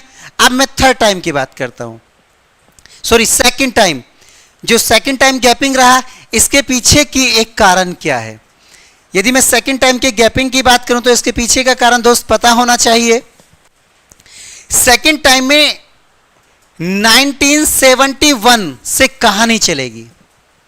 आप दोस्त गौर से सुनना, ऑनलाइन वालों प्लीज, आपके लिए मैं बहुत प्रयास कर रहा हूं, बहुत स्लो बोल रहा हूं, तो आप सुनने का प्रयास करो। 1961 में देश के अंदर लोकसभा के चुनाव हुए, ये बात क्लियर है। 1961 में देश में किसके चुनाव हुए? लोकसभा। और प्राइम मिनिस्टर की मैं बात कर रहा हूं, इंदिरा गांधी जी। उन्होंने चुनाव कहां से लड़ा? एक थी Indira, iron lady of India, एक थे हमारे राजनारायण। इंदिरा गांधी जी और राजनारायण जी, इन दोनों ने रायबरेली 1971 में जब लोकसभा के चुनाव हुए तो इंदिरा गांधी और राजनारायण जी ने रायबरेली लोकसभा सीट से चुनाव लड़ा। यह बात बिल्कुल क्लियर हो गई, कोई दिक्कत तो नहीं है। अब यहां पर इंदिरा गांधी जी पर ऐसा आरोप लगाया गया कि इंदिरा गांधी जी ने अपनी सत्ता का दुरुपयोग करके इस पद को जीता है। राजनारायण जी ने यह आरोप उन पर लगाया और इलाहाबाद हाई कोर्ट में रिट डाल दी। इलाहाबाद हाई कोर्ट में इन्होंने क्या किया? रिट डाल दी गई। तो जब इलाहाबाद हाई कोर्ट का फैसला आना होता है 1975, इलाहाबाद हाई कोर्ट का फैसला आना होता है 1975 में 7 बिंदु होते हैं, और जो हाई कोर्ट के जज होते हैं जगमोहन लाल सिन्हा। हाई कोर्ट के जज कौन थे? जगमोहन लाल सिन्हा। मैं जगमोहन लाल सिन्हा जी की बात कर रहा हूं, ये हाईकोर्ट के जज थे। जगमोहन लाल सिन्हा जी को फैसला सुनाना था इंदिरा गांधी वर्सेस राजनारायण, या इंदिरा गांधी बनाम राजनारायण वाद, यह आपने पढ़ा होगा जुडिशरी में। तो यहां इंदिरा गांधी दोषी ठहराई जानी थी। जब इंदिरा गांधी दोषी ठहराई जानी थी तो इंदिरा गांधी को अब करा क्या जाए, बचना है। तत्काल में इंदिरा गांधी जी कैबिनेट की बैठक बुलाती हैं, उधर राष्ट्रपति को कॉल करती हैं, उनको बुलाती हैं और एक परफॉर्मा तैयार करा देती हैं और 1975 में इमरजेंसी की घोषणा कर देती हैं। 1975 जून 1975 इमरजेंसी की घोषणा कर देती हैं, जबकि सब कुछ सामान्य होता है, कोई गड़बड़ी देश के अंदर नहीं होती है। और इंदिरा गांधी जी बोलती हैं कि देश के अंदर आंतरिक गड़बड़ी होने का खतरा था, हिंदू मुस्लिम होने का खतरा था, इसलिए मैंने इसको बचाने के लिए इमरजेंसी की घोषणा की, राष्ट्रीय आपात की घोषणा की, अकॉर्डिंग टू आर्टिकल 352। आर्टिकल 352 के अनुसार मैंने यहां इमरजेंसी लगा दी। जो लोग रात को सो रहे हैं, सुबह उठे, बाहर चले, पता चला उनको डंडे पड़ रहे हैं। इमरजेंसी जब लगी, विपक्ष के तमाम नेताओं को जेल में डाल दिया गया, कोई किसी की सुनवाई नहीं, बिना अपील, बिना वकील, बिना दलील, भर्ती चलो जेल। यदि कोई किसी के खिलाफ आवाज करता है तो कोई अपील नहीं है, कोई वकील नहीं है, कोई दलील नहीं है, कहां जाना है, जेल। और विपक्ष पार्टी के सैकड़ों लोगों को पकड़कर उनको बुरी तरीके से मारकर जेल में डाल दिया गया। लेकिन जीत सत्य की होती है। अंत में फैसला आया, इमरजेंसी हटी, उसके बाद देश में लोकसभा के चुनाव हुए और कांग्रेस पार्टी को बहुत बुरी तरीके से पराजय का सामना करना पड़ा। और जब पराजय का कांग्रेस पार्टी को सामना करना पड़ा तो यहां पर जनता दल की सरकार बनी, जनता दल की सरकार बनी और प्रधानमंत्री कौन बने, मोरारजी देसाई। यहां प्रधानमंत्री मोरारजी देसाई बने और वो प्रधानमंत्री बनाया गया चौधरी चरण सिंह जी को। चौधरी चरण सिंह जी को प्रधानमंत्री बनाया गया, मोरारजी देसाई जी को प्रधानमंत्री बनाया गया। दोनों के बारे में दो लाइनें और बोलता हूं। चौधरी चरण सिंह जी, ऑनलाइन वालों भैया ध्यान से सुनना और लिखते रहना, क्योंकि यहां जो शब्द बोला जाएगा वो आपके एग्जाम के पॉइंट ऑफ व्यू से इंपॉर्टेंट होगा।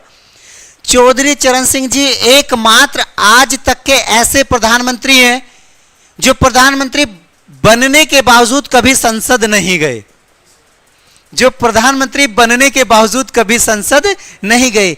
ये क्वेश्चंस बहुत एग्जामों को टच किया है। दूसरा क्वेश्चन सुनो, मोरारजी देसाई आज तक के सर्वाधिक यानी सबसे अधिक उम्र के बनने वाले प्रधानमंत्री हैं। ये 78 ईयर के थे। तो सबसे वृद्ध भारत के प्रधानमंत्री कौन बने? जब सबसे वृद्ध पता हो तो जवानों का भी पता होना चाहिए। सबसे युवा कौन बना था? राजीव गांधी, वो 48 ईयर के थे। बात क्लियर हुई?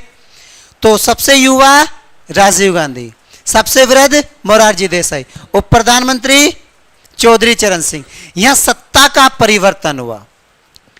सेकंड टाइम जो गैपिंग हुआ, जब जनता दल की सरकार बनी तो जनता दल ने आते ही क्या किया कि जो कांग्रेस पार्टी की नीति थी उसको कैंसिल किया। मोरारजी देसाई ने उसको कैंसिल किया योजना को। यहां पर 5वीं योजना चल रही थी, उसको 5वीं पंचवर्षीय योजना को बीच में कैंसिल करके 2 साल का गैपिंग चला के और यहां अपनी योजना चलाई, ईयरली प्लानिंग चलाया।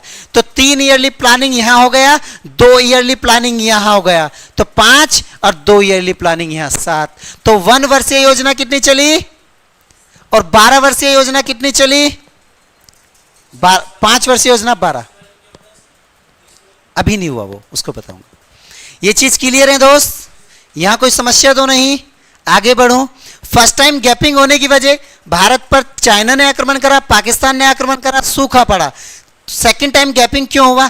देश के अंदर सत्ता का परिवर्तन हुआ, सत्य की जीत हुई।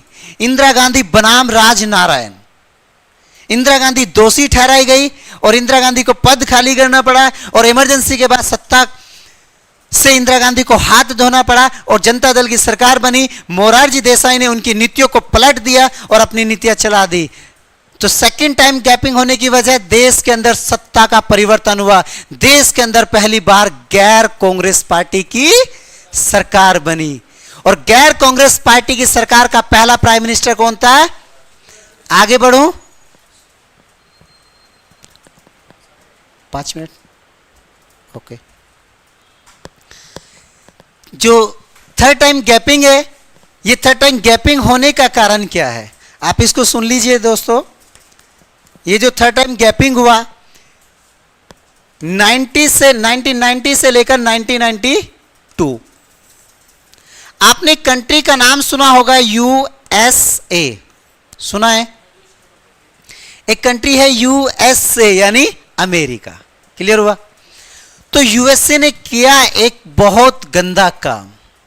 वैसे यूएसए हमेशा घिनौने काम करता है, आपस में लड़वाने की नीति चलाता रहता है, एक साइड बैठा रहता है। तो उसी नीति का शिकार 1990 से लेकर 1992 तक हम भी हुए।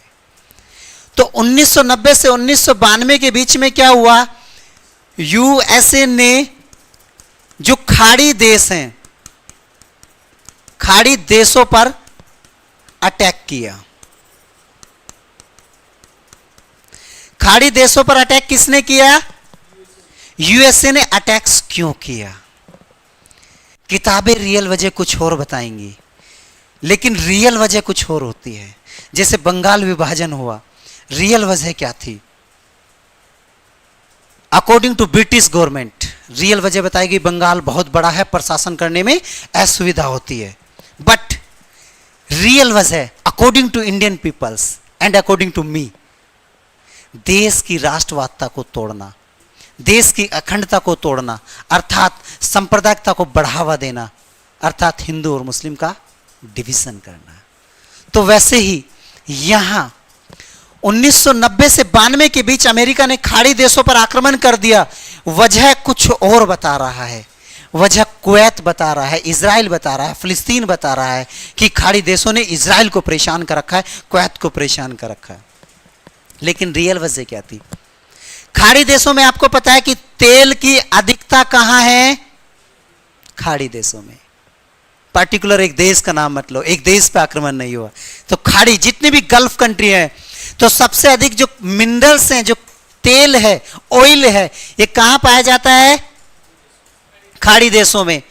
तो खाड़ी देश, अमेरिका ने प्रेशर बना रहा है, भाई तुम्हारे यहां तेल है, तुम उसको कुछ भी रेट दो, लेकिन मुझे जैसा मैं कहूं वैसा दो।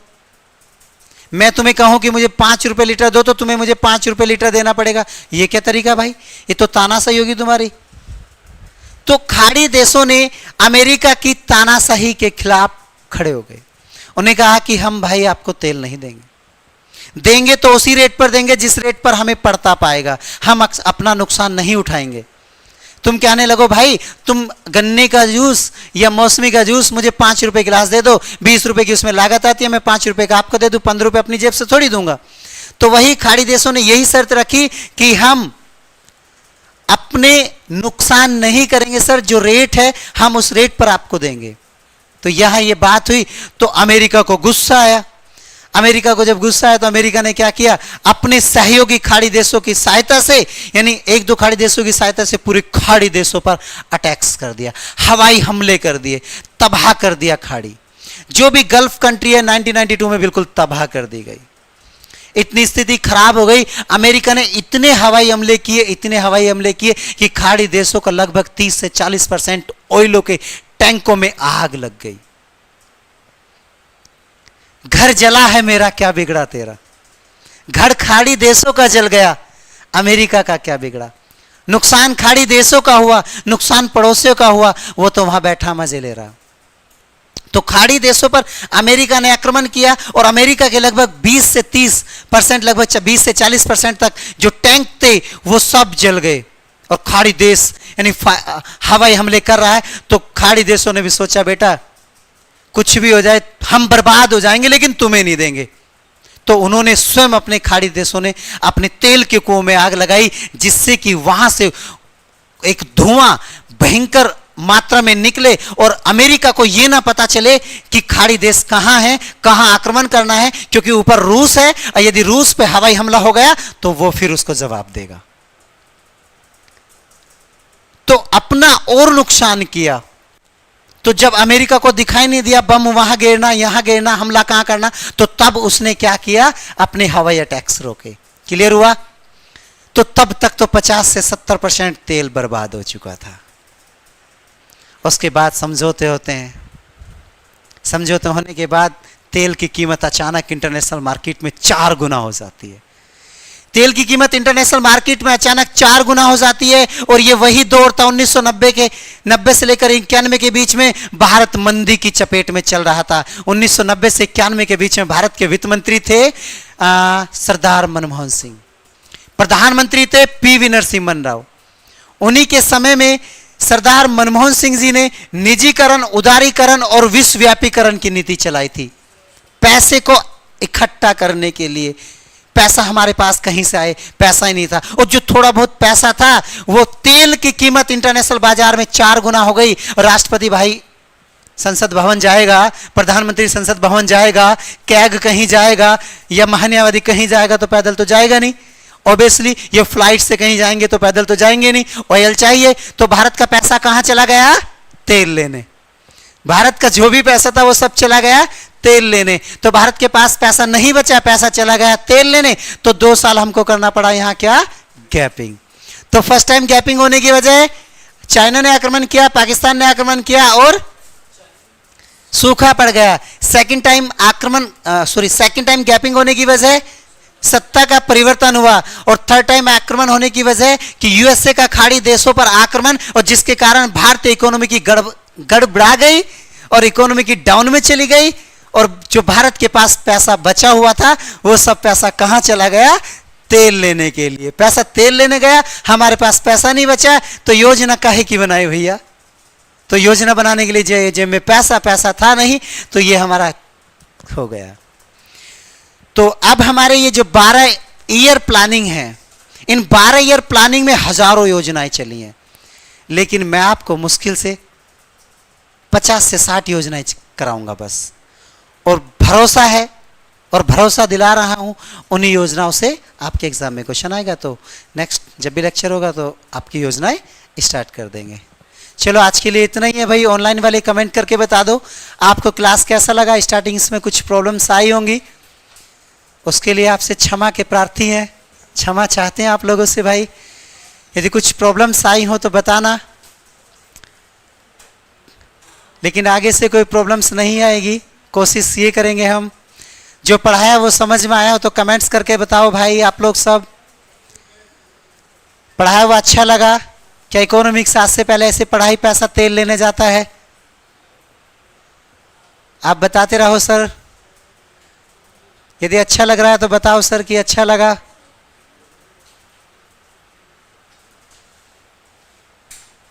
आपके लिए जो भी सब्जेक्ट कराया जाएगा, कोई भी सब्जेक्ट आपको पढ़ाया जाएगा, वो सारे सब्जेक्ट अकॉर्डिंग टू आपके एग्जाम के पॉइंट ऑफ व्यू से कराए जाएंगे। कोई भी क्वेश्चंस आपके एग्जाम में इससे बाहर नहीं जाएगा। आप एक बार ऑनलाइन वाले बताते रहो भैया। बहुत बहुत धन्यवाद आप लोगों का, बहुत बहुत धन्यवाद भैया। क्लास कंटिन्यू रहेगी, क्लास की टेंशन मत लेना, क्लास कंटिन्यू रहेगी। जैसे भी शेड्यूल रहेगा आपको बता दिया जाएगा। आप लेकिन कमेंट्स करके सब लोग जितने भी हैं आप लोग बताते रहो कि क्लास कैसा रहा है। मुझे भरोसा है कि 95 प्लस को क्लास अच्छा लगा होगा, क्योंकि अपनी मेहनत को मैं जानता हूँ। स्टार्टिंग में कुछ समस्याएं आई होंगी, आप लोग बताते रहो भैया। चलो बहुत बहुत धन्यवाद आप सब लोगों का।